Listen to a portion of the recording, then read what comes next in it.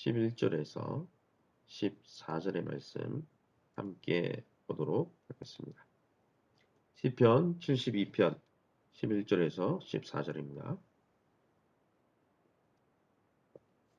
시편 72편 11절에서 14절 저와 여러분이 한 절씩 교독하겠습니다. 모든 왕이 그의 앞에 부복하며 모든 민족이 다 그를 섬기리로다. 그는 궁핍한 자가 부르짖을 때에 건지며 도움이 없는 가난한 자도 건지며 그는 가난한 자와 궁핍한 자를 불쌍히 여기며 궁핍한 자의 생명을 구원하며 같이 있습니다.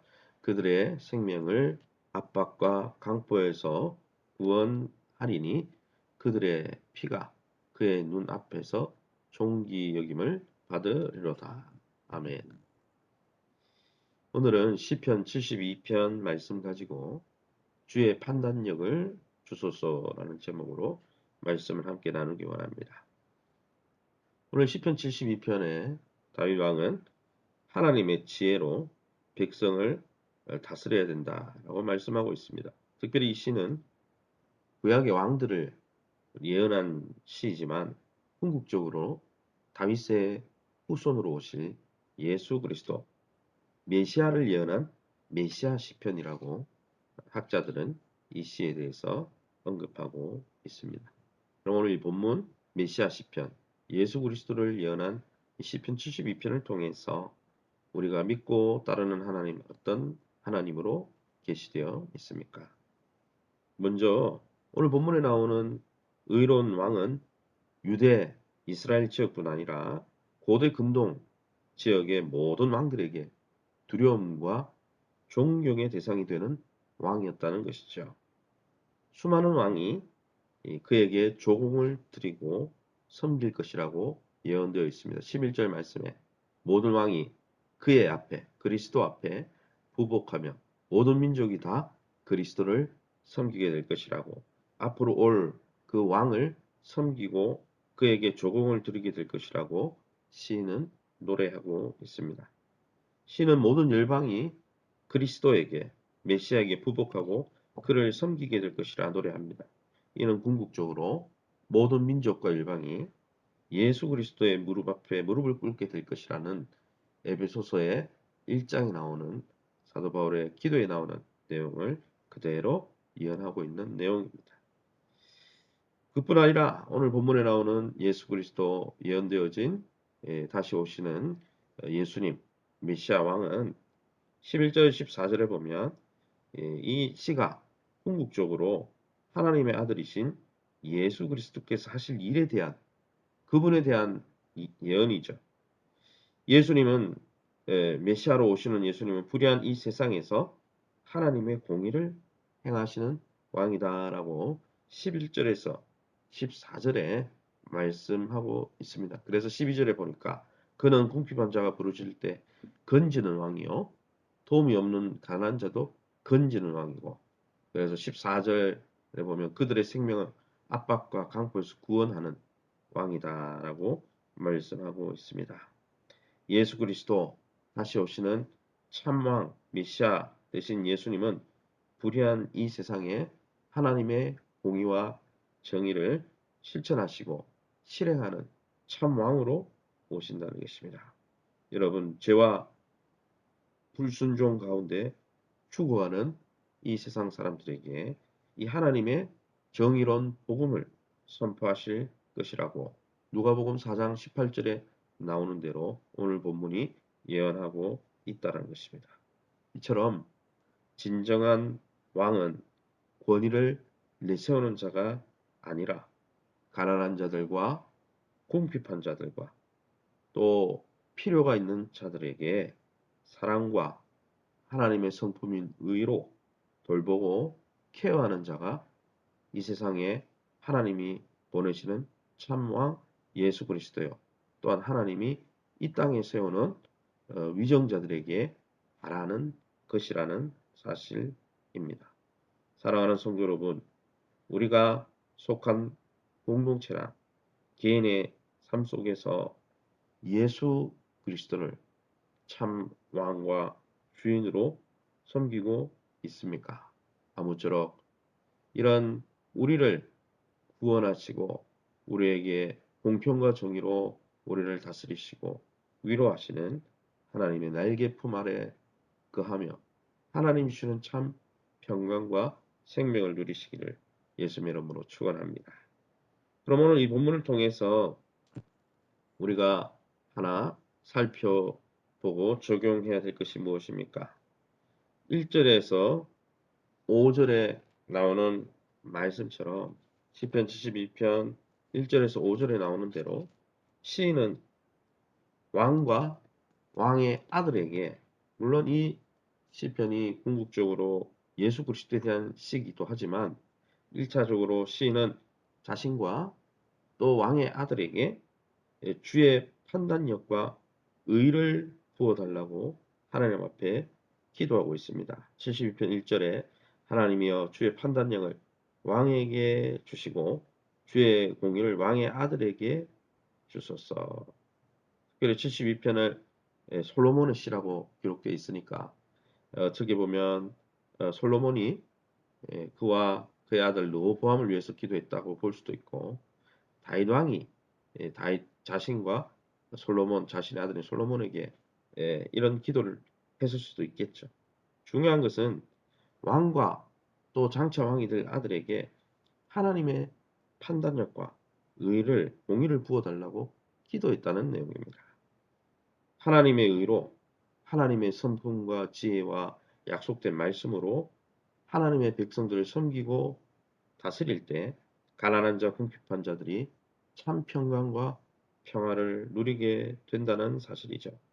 그러기 여러분, 우리가 이 대한민국 조국의 위정자들을 위해서 기도할 때 하나님이 예수 그리스도를 롤모델로 세워서 그러한 왕들이 되기를 원하시는 하나님 앞에서 이 땅의 위정자들이 하나님의 공의로 자신의 정치적인 식견이나 이해관계가 아니라 하나님의 성품과 공의로 그들을 세워놓은, 물론 민주주의에서는 백성들이 뽑았다고 하지만 영적으로 보면 하나님이 세우신 자들 아닙니까?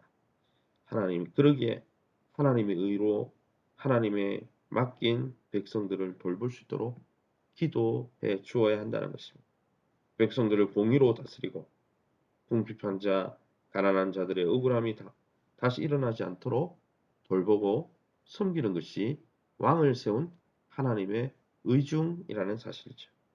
아무쪼록 저와 여러분이 오늘 이 새벽에 우리 이 나라 또 공동체 위정자들을 위해서 기도하실 때 하나님, 저들에게 바른 판단력과 하나님의 뜻을 분별해서 하나님의 그 뜻과 성품대로 백성을 돌보고 나라를 이끌어 갈 수 있도록 하나님께서 영적 식견과 분별력을 달라고 기도할 수 있는, 또한 교회와 가정의 지도자들을 위해서 그렇게 기도할 수 있는 저와 여러분 다 될 수 있기를 예수님의 이름으로 축원합니다.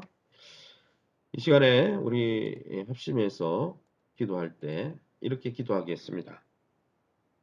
하나님, 우리가 하나님이 어떤 자리에 세우시든 간에 또 이 나라 위정자를 위해서 기도하실 때 사람들의 인기와 또 명예에 부합하여 연연하는 그러한 위정자들이 아니라 하나님의 말씀과 하나님의 의에, 하나님의 뜻에 날마다 분별하고 그 뜻에 순종하는, 그래서 그러한 맡긴 가족들을 섬기고 직장의 동료들을 섬기고 교회를 섬기고 이 나라의 백성들을 섬기는 그러한 지도자들, 각 공동체 지도자들이 되게 해달라고, 우리도 지도자인 만큼 우리도 그러한 사람이 되게 해달라고. 두 번째, 기도하실 때는 예배와 삶의 환경을 회복시켜 주시고 어느 곳에 있든지 우리 교회 성도들이 요업처럼 예배하며 아브라함처럼 제단을 쌓으면서 하나님의 은혜를 풍성히 경험하며 그 은혜를 자랑하고 증거하는 생명의 통로들이 다 되게 해달라고 우리 합심해서 통성으로 기도합니다.